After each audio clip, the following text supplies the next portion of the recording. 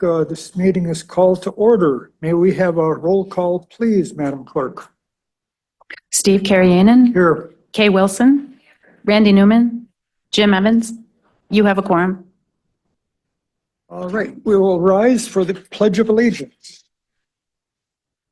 Pledge of allegiance to the flag of the United States of America, and to the republic for which it stands, one nation, under God, indivisible, with liberty and justice for all.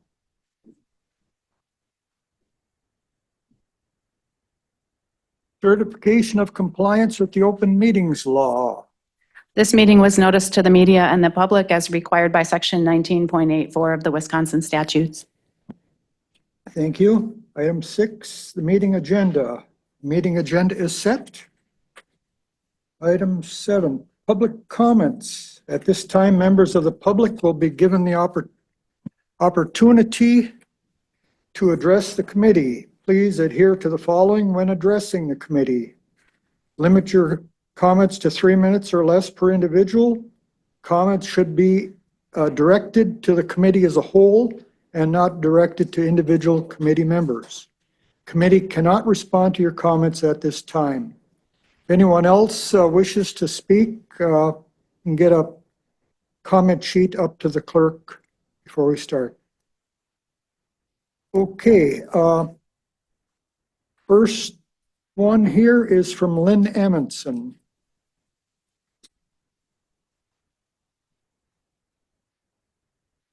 Lynn Amundson, 10745W Callahan Lake Road. You asked me at the last special meeting in regard to the Callahan Mud Lake District proposal, how we determined our different boundaries. I didn't have all that information in front of me because of the papers that we had written as a committee. We submitted to all of you on December 5th our 5-page in-depth report that we hope that you all received and have reviewed on why we determined the boundaries to be. We are really confident in our considerations of what we did include and who and which parcels. Discussion at the last meeting was about which parcels to exclude or include. We hope you read through that and it'll better understand exactly why we determined what we did for our boundaries. Becoming a lake district really does allow us to research other state organizations and agencies who can offer us grants to assist us with and resolve our 2 main issues. You all know the spread of Eurasian milfoil in all the lakes. We've been contacted by other lake associations about how bad it's getting in their lakes. And of course, the dam rebuild. But what this really is about is the harm to the ecosystem if we have no lake. Implications for town and city, county tax revenue, sustainability and nurturing of a biodiverse community, and really looking out for the land, forest, and water issues for Haywards at large. We've had a lot of conversation. We thank you for your time and conversation and consideration in this process over the past couple of months. We ask for your positive recommendations in your report to the Sawyer County Board of Supervisors. Thank you, and we wish you all happy holidays. Thank you. Next, I have Kimberly Kaler.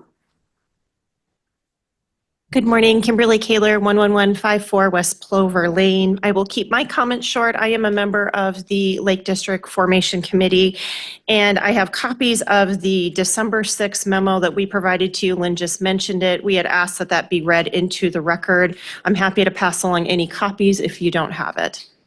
Thank you.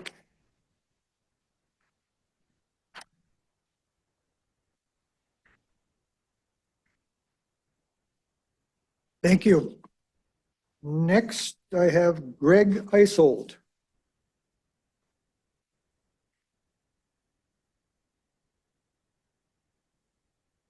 Thank you. I'm Greg Isold, 11007 West Chief River Road. I would like to explain how the tax increase proposed by the Lake District would affect properties on the lake. The Lake District never told anyone how much a dam would cost or that they even wanted to build a dam, but obviously our property taxes will increase. I believe they will increase to a 1.5 to a 2.5 mill rate. I used the 1.5 and 2.5 mill rate to the excess property values. My property tax would increase between $1,119 $1,865 a year. The Tenner's property would go up between $1,210 to $2,017 a year. The Edmondsons would increase between $757 to $1,262 a year. The Robins would increase between $672 and $1,020 per year. I also looked at the Spalding's property because they had 6 signers on the petition.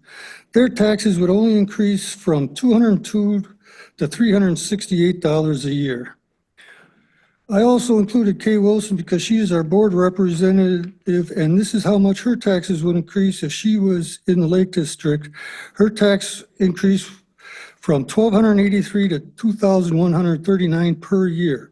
Realize that's over 20 years. Our property tax would increase over 20% at the 1.5 mil rate or a 34% on a 2.5 mil rate. Why didn't the Lake Association try other options? They should have talked to Kay Wilson, who's our representative, and she could have went to the full board. Then they could have contacted state representative to try to get the dam resolved. No way should such a small group of people be responsible for a dam. Who benefits from the lake? Anyone is able to access the lake for free.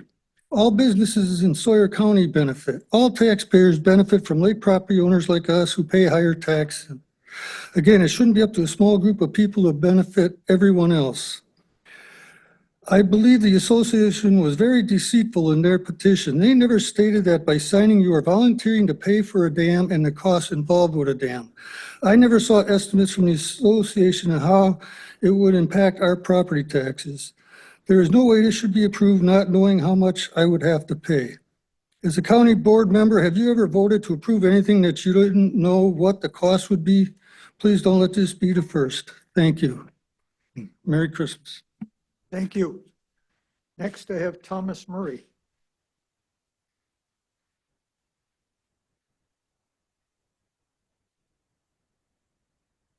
Hello, Thomas Murray. I'm one of the ones up on Falcon Ridge, 10671W. I've already sent 2 letters of detachment request to the district members and to the county clerk. Now, today, I'm going to talk about added value and then about watershed. At the first meeting I spoke at, I covered riparian parcels, adjacent properties, and lake community, which I am not any of those. I do not meet the criteria, so today we'll talk about the other 2. Add value to the property. Lake District Committee claims that the properties could arguably derive value near the lake or other such assets as Highway B. I contacted North Country Assessment Services, the ones that conduct our assessments for us. They said these claims are not considered when assessing value properties. My property is assessed on my wooded lot and structures on my property only. Deeded access. I do not have deeded access to the lake. So does this add value to my property? No, it does not. If a property in Wisconsin is located off a lake and it has no deeded access, it does not have added value. In fact, has significantly decreased value compared to similar properties that are on the lake. The ability to use the lake from your property is a major selling point for waterfront real estate. Deeded access means your property deed explicitly grants you right to use a portion of the lakefront for activities such as boating, fishing, and a dock. Without deeded access to enjoy the lake property, your property will actually have a lower value. Now, we'll move on to watershed. If my property doesn't have added value and the watershed does not affect the lake, can they include my property in a lake district? Answer again is once again no. If your property does not benefit from or contribute to a lake district, meaning it doesn't add value due to the lake deeded access and its watershed doesn't affect the lake, then the lake district cannot include you in their boundaries, as it would be considered unfair to force you to pay assessments for a service you don't receive. Direct impact on the lake. The primary purpose of lake districts is to manage, protect the lake so properties that don't affect the quality or ecosystem through their watershed are not included. My watershed is in the Chippewa Flowage watershed. No direct impact on Callahan Lake whatsoever. Also, if a DNR property is not located near a lake and does not contribute to or suffer from issues related to the lake's health, it would not be considered to have an impact on the lake, and it should be included from a lake district.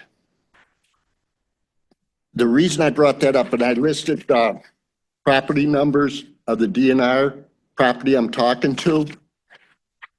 Our property is on the east side off the lake.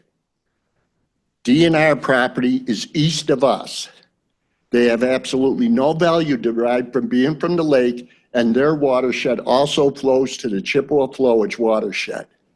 They cannot be included in a lake district. What they did by including the DNR property was put a boundary around the outside of Your us. time's up and. Oh, thanks. Yep. Can I get,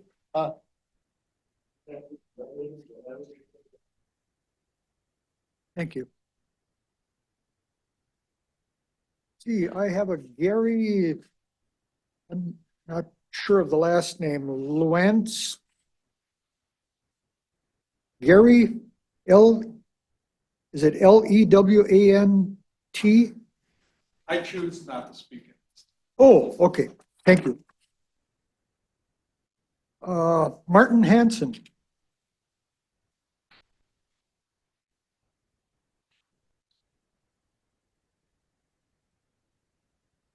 Good morning, Martin Hanson, 11078N Robin Lane. I'm here today representing myself. I'd just like to remind the committee that the process, or let me start out. This is a very complicated process, and I do not claim to be an expert, but I have researched it to some degree, and you've got an awesome responsibility here in making this decision. But note that the petitioners did not only sign on the petition to agree to be taxed themselves, they agreed to the Lake District boundary that was proposed. So you have all of those signers that agreed to the boundary as submitted in the petition. I caution the committee about looking at ways to change that boundary.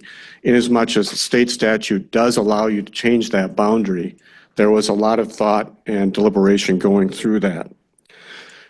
The definition of benefits the property is somewhat obscure and is incalculable.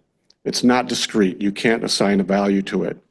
But I'll tell you that 12 years ago when I came to Sawyer County looking for land to buy, the lakefront property was too expensive, so I specifically looked for property near a lake so that I could trailer my boat to a public landing and enjoy the benefits of the resource. You can look at oftentimes real estate ads for Sawyer County will say, we're near a boat landing or we're near that. Now, the secondary benefits of non-riparian owners are more common in urban areas where development pressure is putting more pressure on housing and recreational properties. That will soon come to Sawyer County as things progress. You will see a second ring of development around lakeshore properties.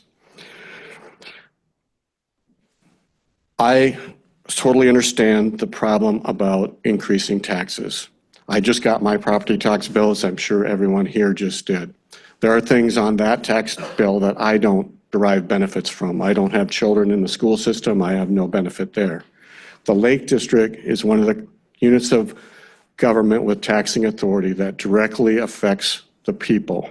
I think the budget is set at the annual meeting. That's where the mill rate is set, and everybody has to agree to it.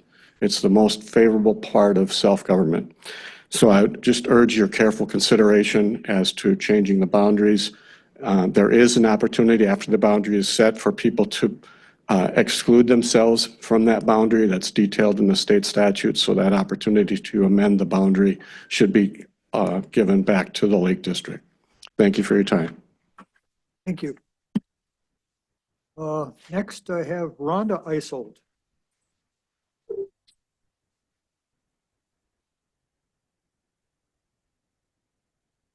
Hi there. Rhonda Isold, 11007 West Chief River Road. Thank you for your time. Happy holidays in advance. As you know, I strongly object to the formation of a lake district. I believe that the Callahan Lake Association has a lot of nerve asking everyone on the lake to pay additional property taxes up to 34%. 72% of these association members do not live in Sawyer County, and 47% of these members are from out of state. These outsiders are trying to force me and my family into a lake district. No private organization should be given the right to add to my property taxes. We talked about how the Lake Association, the petitions weren't clear on taxes and wanting to finance the dam.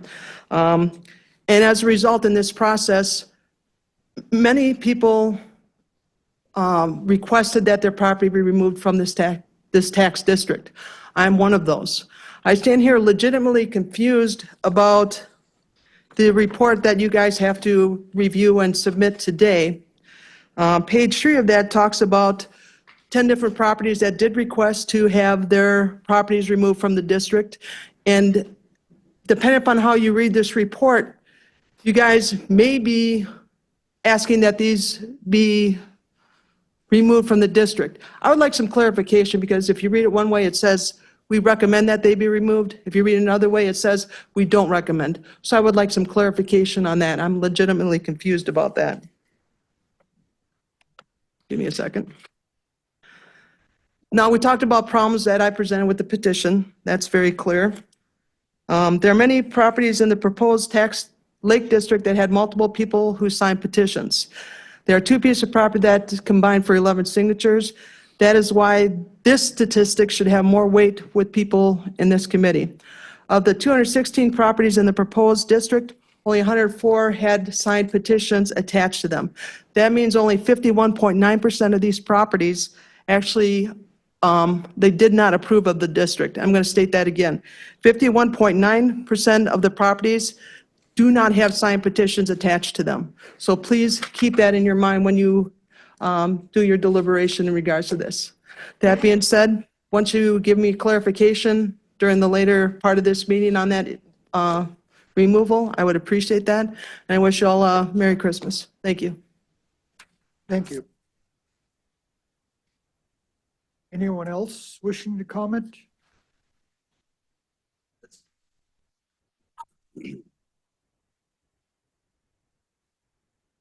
Hi, my name is Doug Kaywood. I'm at 10795 Callahan Lake Road. I don't have anything major to say other than we have a cabin on the lake. We've had it for almost 20 years. Like a lot of lakes, we've had issues kind of raising funds to fight milfoil. Now we have to worry about, the potential of a dam failing. We have, with all the issues we had in the past, just raising funds and interest in helping us to solve the issues that we currently have on the lake. If we had a disaster like the dam failing, I don't see any path other than this to helping us to solve that problem. Which means that the lake would be just dead. I just want to let you know, I guess, that from our perspective, we did sign the petition. We are in favor of this. We don't like taxes more than anybody else, but we don't see any other alternatives to this particular lake district. So just thought I'd voice that. Thank you, and have a Merry Christmas. I've got Ray Schnepp here.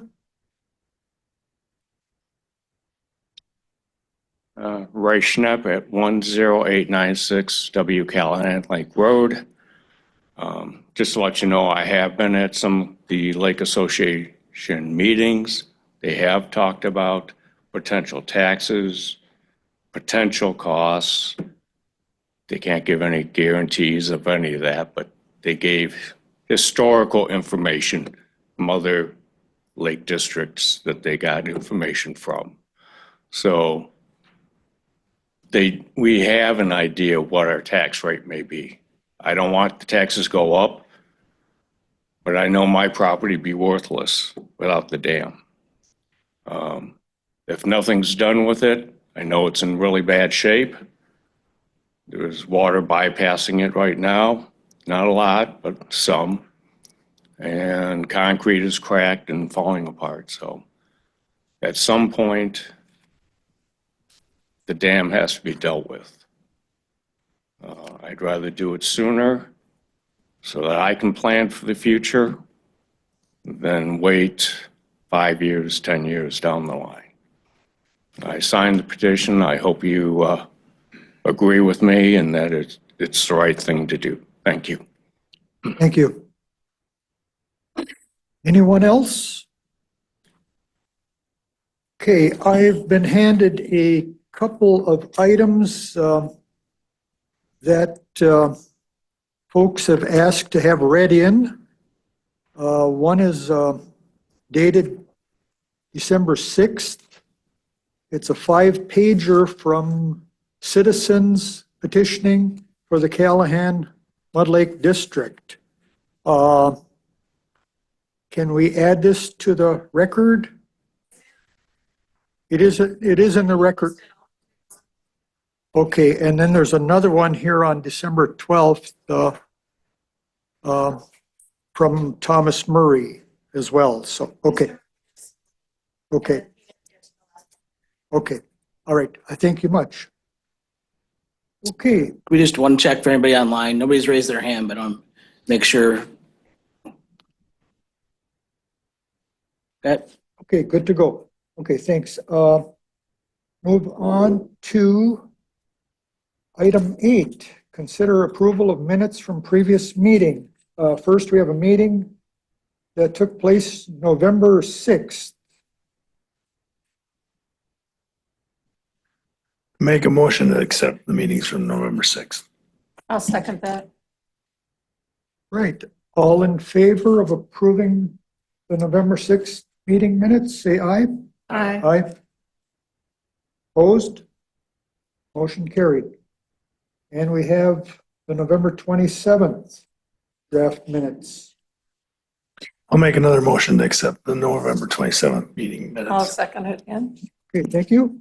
All in favor of approving the November 27th meeting minutes? Aye. Opposed? Motion carried. Moving on to item 9, Register of Deeds update. Do we have anyone here to update? Yes, I am Rachel Thompson. I am Register of Deeds elect, and I just wanted to introduce myself to everybody. And Paula couldn't be here. She's at a meeting, but she's going to be retiring at the end of the year. So thank you. Thank you.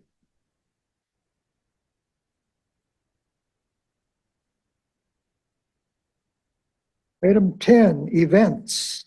Are there any events worth noting? No 11. applications this month. Excuse me? There are no applications this month. Okay.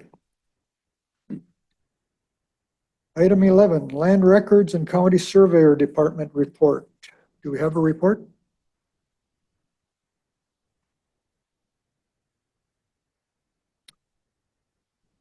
Nothing from the Real Property Lister report? Item 12, Sawyer County Forestry Department. I see Greg is here. Yep. Okay, I'll just run through my written report real quick here. For the month of November, we had 15 sales listed as active. We've got a lot of activity in the woods right now as contractors are finishing up summer and fall sales, and we're switching over to our winter frozen ground sales. We had 3 sales closed out in November. Our total sale value sold and uncut on file right now is just over 4.5 million. Sale revenue for the month of November was just over 22,000. So we had a little bit of an anomaly with receipts this month, just with all the switch over. But so our year to date is 2.4 million. Sale inspections are on target. We did have one tract established and turned in for review. Our recon acres, we are on target. We exceeded our goal for the year for our recon updates. We're still working on our for year 25 contract on Good Neighbor Authority. We should be wrapping that one up probably this weekend for that contract. Nothing new on Oak Wilt or mountain bike or ski trails. ATV, UTV trails, we did complete the Trail 3 rehab project from Green Lake Road to the Washburn County line. Also Trail 3 from County Highway B to Forest Road 319. Trail 5, actually, we just got a call this morning. That project is supposed to be done today. We'll do a review of that next week, so that's good to get that one off the books here. So, and as I stated before, all these projects are 100% grant funded. Other than that, we still have some communications going back and forth with the new carbon group. So that's still an ongoing project that we should start seeing a little bit more activity in the new year. So if there's unless you have any other questions, that's all I have. Any questions? Thank you, Greg. On to item 13, zoning and conservation department. I have a written report in there. Conservation staff is currently wrapping up year-end projects, several upcoming training meetings and webinars that are occurring throughout the state. Our tree sale is active and is up on the county website, so you can go ahead and sign up for the county spring tree sale. The Sawyer County Lakes Forum is meeting regularly. Meetings are held every third Tuesday of the month at 9 a.m. We are currently accepting donations for the youth education program, and conservation staff is spreading awareness for the poster and speaking contest and trying to find judges for that event. For next month, I'll have kind of a year-end wrap-up report to give to the committee then as well. Thank you, Jay. Next is tax deed foreclosure process, discussion and possible action. Good morning. This is Janine, Sawyer County Treasurer, and I just want to provide an update about the recent sale of tax delinquent real estate that was offered for public auction online with Wisconsin Surplus. Auction began on November 6th and it concluded on December 4th. The property that was auctioned was parcels that Sawyer County acquired 2021 and prior years. Attached, you received a handout, and then also up on the screen is a summary that provides the bid results for review. So just a little history here. The opening bid during the auction was actually the minimum approved amount. So the parcels that were bid on did meet that approval, so we don't need an approval for that. Wisconsin Surplus has contacted and invoiced all the high bidders, and they are or have collected the payments. Payments were due yesterday. There were 2 high bidders that did not respond and did not remit payment. And so at this point, Wisconsin Surplus is contacting the next highest bidder. Those 2 parcels would be tax ID number 255, which would be in the Northwoods Beach subdivision, as well as tax ID 1574. Now, I have received an update this morning that the next highest bidder is interested in purchasing that parcel, and so they are expected to make a payment today. Now, regarding the 2 parcels on the bottom, they did not receive bids during this auction. Those 2 parcels, which would be tax ID 31488 and 36965, those were auctioned previously. So let me give you a little history regarding those 2 parcels, because it's going to be recommended that the committee discuss potentially a reduced minimum bid amount for those properties. And with that being said, we will require a motion so that that property can be noticed and offered for direct sale or listed in a future auction. Tax ID 31488. And Liz, I could have you, if you don't mind, click on the blue link, and that will bring us perhaps to provide a map of the parcel as well.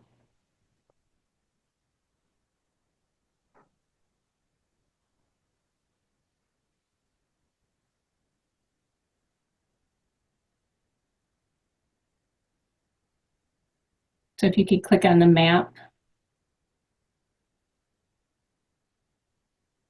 This parcel is located in the town of Weirgor. One down. Thank you.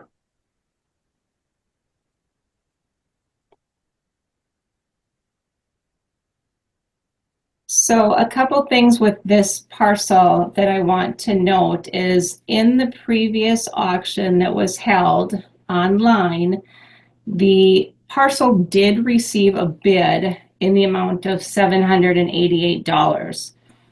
Unfortunately, that again was a non-payer, and so then the parcel had to be relisted. During this auction, it did not receive a single bid. And the previously approved bid amount, as you can see on the worksheet, was $4,000. Keep in mind, currently there is no public roadway access to this parcel. And access from State Highway 48 would have to be applied for and granted by Wisconsin DOT. Sawyer County cannot guarantee that access. So If I may, Mr. Chairman, from a zoning perspective here too, this entire parcel is encumbered by a wetland complex. There is no buildable area associated with this property. Unless they were to be granted and secured wetland fill from the DNR, which is going to be highly doubtful. Go ahead. So at this point, and Andy, you let me know, do you want to learn about the other parcel that did not receive a bid prior to me having discussion about reducing minimum bid amount, or do you want to take one at a time?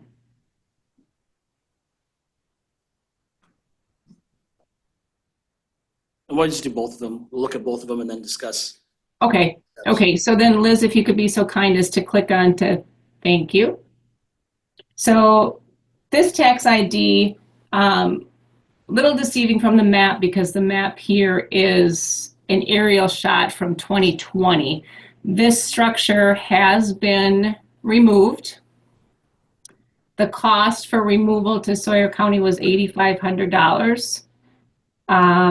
Last bid, or excuse me, last auction, this parcel did receive a bid of $1,130, but at the time the committee had rejected it because the prior minimum approved amount was $25,300. So at that point, the committee approved to reduce the minimum bid to $12,000. And at the latest auction, it did not receive a single bid. So at this point, if the committee would like to discuss perhaps reducing the minimum approved amount, or if you have any questions, let me know. And again, from a zoning perspective for that one in Exland, so it is actually located in the village of Exland. Sawyer County zoning does not have zoning authority within the village. So as far as is this buildable, I don't know. I'm not aware of what the village requirements are for setback considerations, but it's only a 50-foot wide lot. It's a very narrow lot. So if it was buildable, it's not buildable by much. Thank you, Jay. Mr. Chair, I just offer too that as far as process, the per state statute, and state statute has changed just recently since we took these properties, but regardless, the county's obligation when we take a property back on tax deed is that we have to offer it to recover the market value for it initially, which has been done, I think, twice on one of these lots. Once it's been offered at the market and there are no bidders, then it's up to the committee to set whatever price you'd like as a minimum to be sold. So we've met our statutory obligation. I think you'd have two options at this point. One is you can leave the price, or maybe three options. Leave the price where it is. Anybody who walks into the treasurer's office and wants to pay $4,000 or $12,000 can pay that and have the property transferred to them.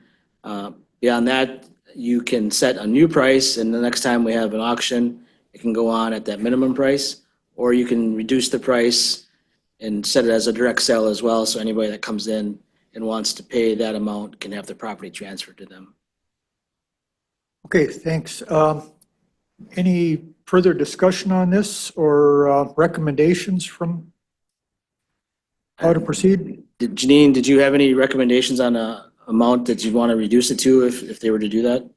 Well, conversation that Jay and I had previously when we spoke, and again, this is just a suggestion, is based on this auction, that there were absolutely no bids.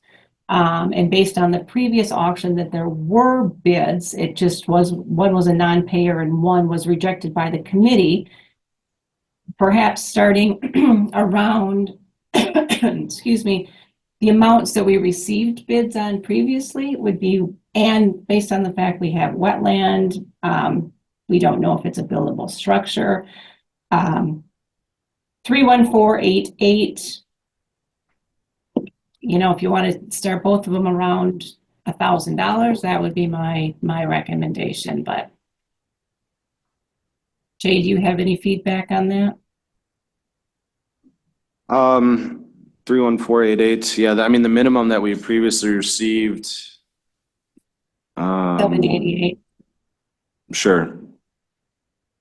Yeah, even, I don't know if I want to give my recommendation. I mean, to me, this is something that's probably worth even less than that, to be honest, though. But Now, am I looking at this right? Have we had incurred in expenses on parcel number 41 of just shy of $12,000? Yes, you had the house removed. The county had that property removed. It was a hazard. I mean, that's, at this point, that's sunk cost. That's in the wind. I mean, you have a small parcel there now, an empty parcel. I mean, maybe if you want me to throw numbers out, 500 and 1,000 and just put them on direct sale, anybody who comes in. At some point, we just need to move these off of our ownership and get them back on the tax roll at whatever price we can Yeah, put out there. we don't want to continue to have this debate Right. year after year. Mhm.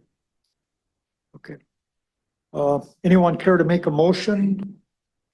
I'll make a motion that we take these two lots, 31488 and 36965, and reduce them to $1,000.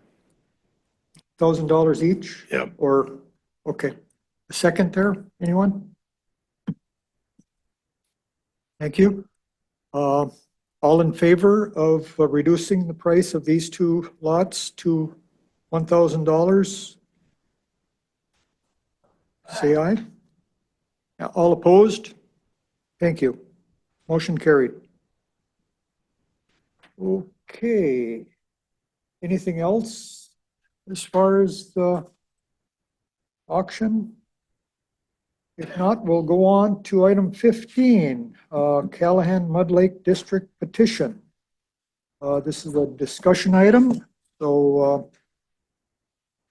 who wants to take charge here? I'll jump in here. Thank you. So it is on for discussion. So just timeline wise, because we delayed the holding of this meeting, because we were down to the minimum for a quorum of 3 members, we wanted to wait till we had a new member appointed to continue to have the monthly meeting, but also to continue the work on the lake petition filing. So timeline, just for everybody, is that we have to have a report back to the county board within 3 months, 90 days of the public hearing. So effectively, we have to have it ready to go to the county board in January. You have another monthly meeting in January before the county board. We anticipated that would be enough time to get everybody back up to speed, as well as the new board member.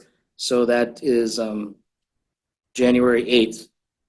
We have it back on the agenda for action. In the interim, I should also want to point out that there's public comment today. There were some things handed in to go on the record. Anything that's been coming in has been going to the committee. We'll have to catch up with Mr. Evans to make sure he's got anything that's come in between meetings. So the public comments, either you're sending them directly to the committee or staff is getting them, we're forwarding them to the committee, so it is becoming a part of the record. Since the last meeting, the committee asked for some edits to the report, the draft report that will go to the county board. Those edits are included in the report that's in the agenda, and Council Roker is online, and I'll have her touch on those in a minute. And then also to kind of help visualize and track the request for removal, the petition signers, any recommendations for removal. We created a tool in-house with our GIS And they produce the maps that are in the agenda as well. The maps are the easiest to see. Behind those maps, we have the parcel data, the list of owners for each of those properties. And we can touch on those in a sec because some of those are the exhibits within the report. But I think at this time, I'll turn it over to Rebecca and she can answer any questions on the report or walk you through the edits that have been made since you saw it last month. Thank you. Great, thank you. Good morning, everyone. As Andy mentioned, at the last committee meeting, requests were made for revision or additions to the report. And if you flip to the report that was included in your agenda packets, the majority of those appear at the end of the document. We have an inclusion of, at number 3, how many signatures were questioned, the validity of those were questioned. And then also the percentage of required signatories is still met, even if there was evidence that those 13 signatures were not valid. Now, I want to remind the committee that the obligations to verify signatures, I think, is somewhat, has perhaps been somewhat distorted. The affirmative obligation to verify is not on the clerk or this committee or the board unless there is an indication or there is evidence that something is wrong with the signatures, and that appears in 3325 of the state statutes. So I just want to make it clear that there has been no deviation from the clerk's requirements or the committee's requirements or otherwise, that there's been any sort of failure to verify. That is not the reason we're putting this paragraph in the report. But again, because that is important legal point, I wanted to raise it. Next item, we included some additional comments regarding the holding of the public hearing and then the last committee meeting. Item number 6, there was a specific, no, right there. There was an item, or there was a specific request to include the number of property owners that had requested removal from the district. So that was added at paragraph 6. And then we included an update on the staff's review of those removal requests. And as Andy indicated, you also have various maps with the agenda materials that I think are very helpful to illustrate where those removal requests are. And then as a follow-up, what staff's recommendations are. Keep in mind that on the removal requests, those are staff recommendations. If the committee has other thoughts, certainly pose your questions to staff. But if it has other thoughts or opinions as to what properties should be removed from the district, it can certainly deviate from staff's recommendation. I would encourage a discussion at the committee of the statutory requirements for removal or the legal standards as to whether those other properties meet the legal standards. And we can certainly do that on the record as part of our discussion at your January meeting. When we flush out the adoption of the report and then then you will make your official recommendation on the findings of fact and conclusions of law. Any questions on the updated report? Any questions, anyone? Okay, thank you, Rebecca. You're welcome. I'll just, for the benefit of having them in the packet, I'll just click through the maps so you understand what we have in there right now. That's the list of requested removals. That's the visual, the red, highlight the property owners that have requested removal from the district. Staff recommended approvals at this time is just one parcel along South Shore Road. And the reason for that is that the legal description that was used to or submitted for the creation of the district, you can kind of see there's a red line towards the south end of that property that runs, basically the legal description shorted 50 feet off this parcel. And so just to eliminate that confusion, we recommend removing that parcel. It's an island in that area as it is. So, but that's the only parcel that staff has gone through and said, yeah, that's the one we would recommend. I know the committee discussed others, but it's probably more of a committee discussion or questions that you want to ask. We can follow up with information for you, but perspective-wise, there's reasons to keep or not keep some of those properties. And then we did go ahead and this tool we have, we can turn parcels on or off. So we were able to highlight the petition signers and just like we highlighted the properties that requested removal. So blue shows those properties that are signed the petition. Then you have the updated report. So we can create other maps if you want to see specific things. But beyond that, I think Attorney Roker gave you the update on the report. I think it's probably easier if the committee has questions, wants information, wants us to provide follow-up on any of the public comments you've heard.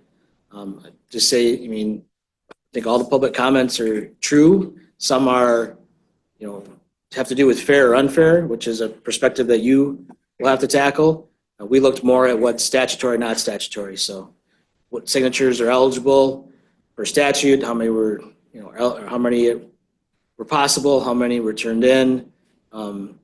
The issue of non-resident property owners, that's again from a statutory standpoint, that is part of the statute that allows Lake District creation, allows non-resident property owners to petition, be a part of the district, and be a part of the officers of part of the board that will run the district ultimately.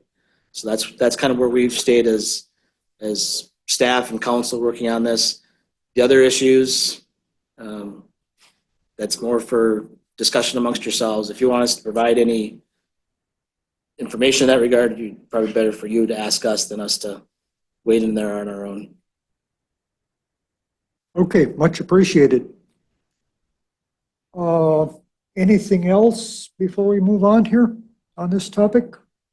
I was curious, what was the criteria that you used in your determination of whether to keep a piece of property that had been requested to be removed? How did you decide all that? Yeah, so everything within the red, do you want to go back to that layout?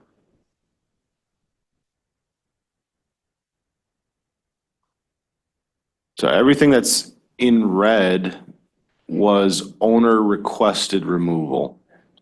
The only one that staff had recommended for removal is the one that's hashed in the yellow crosshatch on the south portion, on the bottom portion of the screen.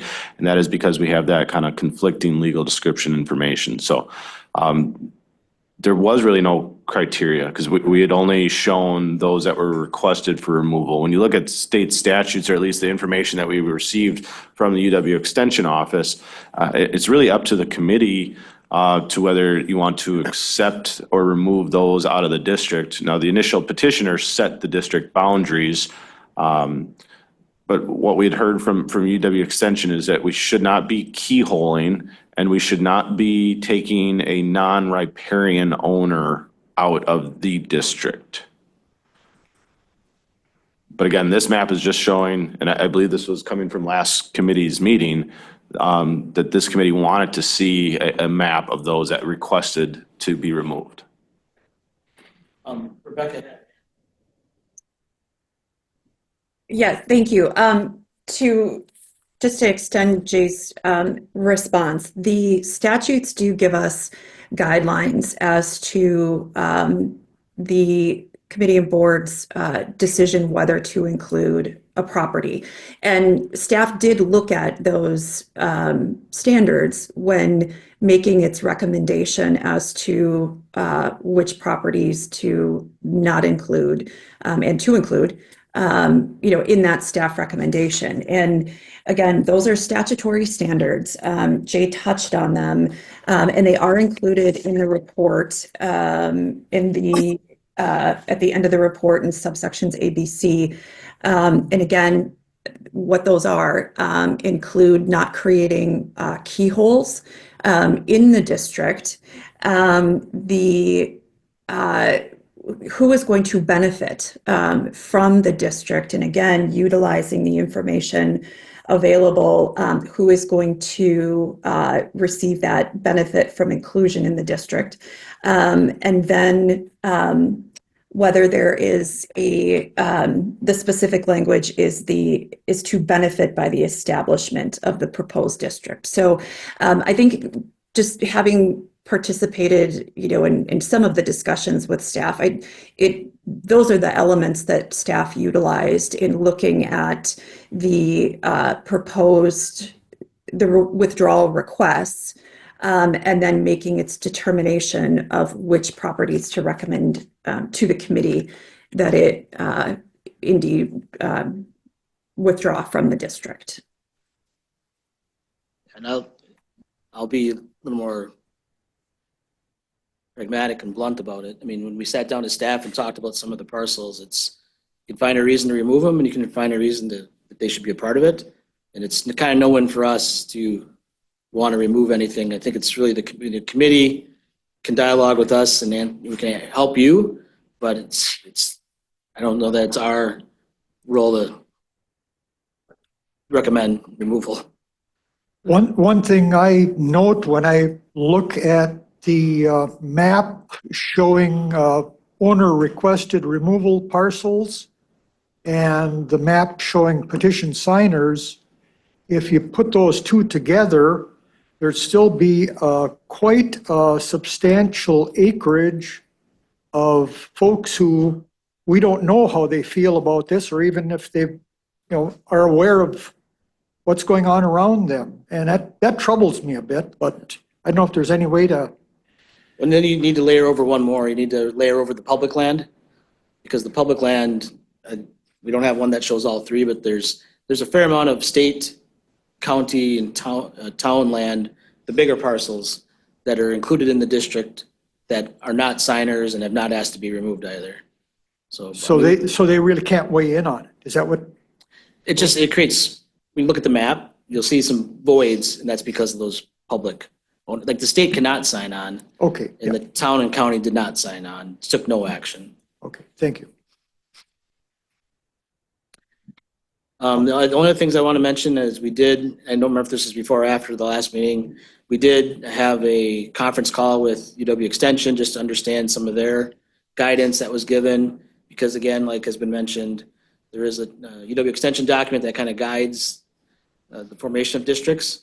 And those are in part recommendations. They're based in statute, but if you were to compare the statute versus the guidance, the statute is very thin, does not give a lot of black and white direction. And then we also did, Jay and I did have a call with the DNR regarding the dam, just to verify their position that there is no owner of the dam. They've not been able to verify an owner. They don't believe they'll be able to verify or determine an owner. And then just to verify the dam report and the 3 directives that they had put in their last, was it report or inspection? Yeah, inspection. Inspection letter was there had to be some tree removal, clean out of the dam, and then the third item was ownership, which is past their deadline for what they wanted to have ownership determined.